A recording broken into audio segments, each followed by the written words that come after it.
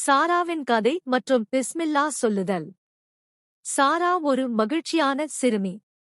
அவள் ஓடுவதையும் விளையாடுவதையும் தனக்கு பிடித்த உணவை சாப்பிடுவதையும் விரும்பினாள், மாம்பழங்கள். ஆனால் அவள் எப்போதும் மறந்துவிட்ட ஒரு விஷயம் இருந்தது. அவள் சாப்பிடத் தொடங்கும் போதெல்லாம் அவள் ஒருபோதும் பிஸ்மில்லா என்று சொல்லவில்லை. ஒருநாள் சாரா தன் குடும்பத்தினருடன் இரவு உணவிற்கு அமர்ந்தாள். அவள் விரைவாக தனது கரண்டியை எடுத்து சாப்பிடத் தொடங்கினாள்.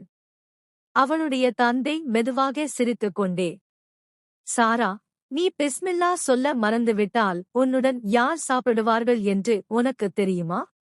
சாரா தலையே ஆட்டினாள். அவளுடைய தந்தை ஷைத்தான். ஆனால் நீ பிஸ்மில்லா என்று சொன்னால் அவன் உன் உணவில் சேர முடியாது என்றார். சாராவின் கண்கள் விரிந்தன. அவள் விரைவாக பிஸ்மில்லா என்று சொல்லி சாப்பிட்டுக் கொண்டே இருந்தாள். அன்று முதல் சாரா ஒருபோதும் மறக்கவில்லை. அவள் உணவை பார்க்கும் ஒவ்வொரு முறையும் அவள் முதலில் பிஸ்மில்லா என்று கிசுகிசுத்தாள். அது அவளுடைய பழக்கமாகிவிட்டது. மேலும் அவளுடைய உணவு பராக்காவால் நிறைந்திருப்பதை அறிந்து அவள் மகிழ்ச்சியடைந்தாள். ஒழுக்கம்: சாப்பிடுவதற்கு முன் எப்போதும் பிஸ்மில்லா சொல்லுங்கள். இது ஷைத்தானை விலக்கி வைத்து நமது உணவுக்கு ஆசீர்வாதங்களை கொண்டு வருகிறது. நிறைய வீடியோக்கள் வந்துட்டே இருக்கு. சப்ஸ்கிரைப் பண்ண மறக்காதீங்க.